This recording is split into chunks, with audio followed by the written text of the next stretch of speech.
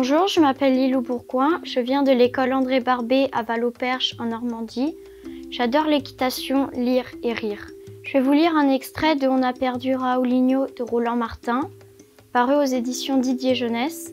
Bonjour à tous, bonjour Lilou. Alors, On a perdu Raoulinho, c'est l'histoire de deux enfants, Valérie et Valentin, qui sont à la fois malins et très joyeux et qui partent à la recherche de Raoulinho, le footballeur emblématique de la ville de Saint-Étienne où ils habitent tous.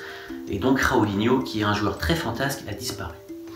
Alors, j'ai écrit ce livre, déjà à la demande de ma fille, là, qui est en train de me filmer, et puis en pensant à ma grand-mère, qui me parlait souvent de l'amour fou qu'elle avait pour son vélo, de la liberté qu'il lui offrait quand elle était gamine, et donc de ce rapport très affectif qu'elle entretenait avec lui.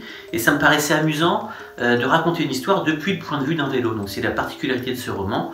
Le narrateur, c'est le vélo de Valérie. Bon voilà, j'ai dit l'essentiel. Je laisse la parole à Lilou. Lilou, j'ai pas de conseils à te donner parce que j'ai l'impression que tu te débrouilles déjà très bien. J'ai simplement deux choses à te dire en guise d'encouragement. La première, c'est vive la Normandie. Et la deuxième, c'est crotte de bique de lapin. Je pense que tu auras compris la référence.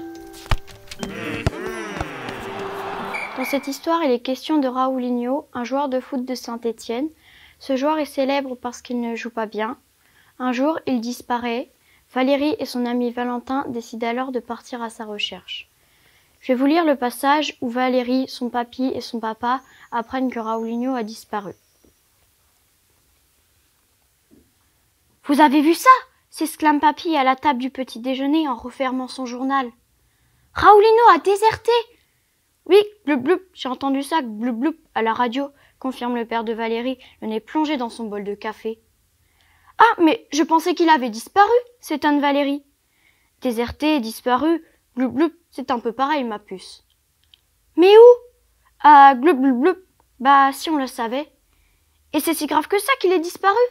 Enfin, je veux dire, déserté ?» D'un point de vue purement sportif, non, explique papy à sa petite fille. Au contraire, même, le meilleur moyen pour les Verts d'arrêter de perdre des matchs, ce n'est de ne surtout plus faire jouer ce fanfaron. Mais d'un point de vue bleu financier, c'est un vrai manque à gagner pour le club bleu. C'est-à-dire, je comprends rien, papa. Déjà que tu bleu tout le temps. Ok, cloups, je vais tout expliquer, ma puce.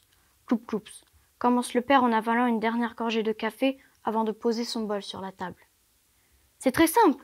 Au foot, les joueurs ont un prix. Ils valent de l'argent. Comme des esclaves ? Admettons oui. Le parallèle n'est pas complètement idiot. Beaucoup d'argent ? Certains joueurs valent plus cher qu'un Airbus.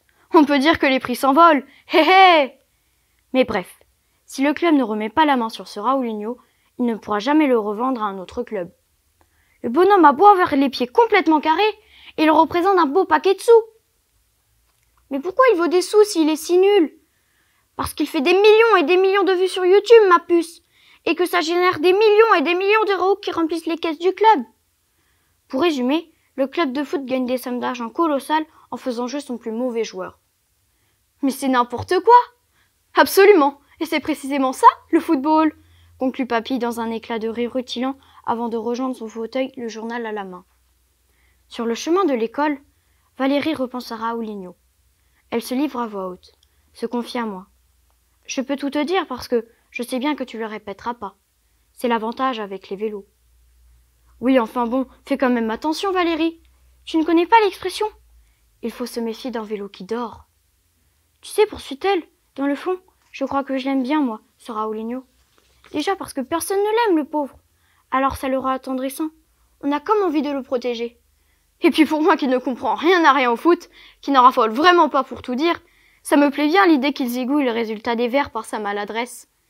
Si ça pouvait permettre à tout le monde dans cette ville de s'intéresser un peu à autre chose qu'à la baballe, j'en serais ravie. En plus, j'ai appris que grâce à tout l'argent qu'il gagne ici, il fait vivre les 3/4 du village dont il est originaire au Brésil. C'est quand même sacrément gentil. Alors qu'il pourrait faire comme tous les autres gars de son équipe, tout dépenser dans une télé de 4 mètres de large ou dans des voitures de sport de crâneur. Et puis, si je veux être tout à fait honnête, je vais t'avouer un secret. Raoulinho, je le trouve mignon.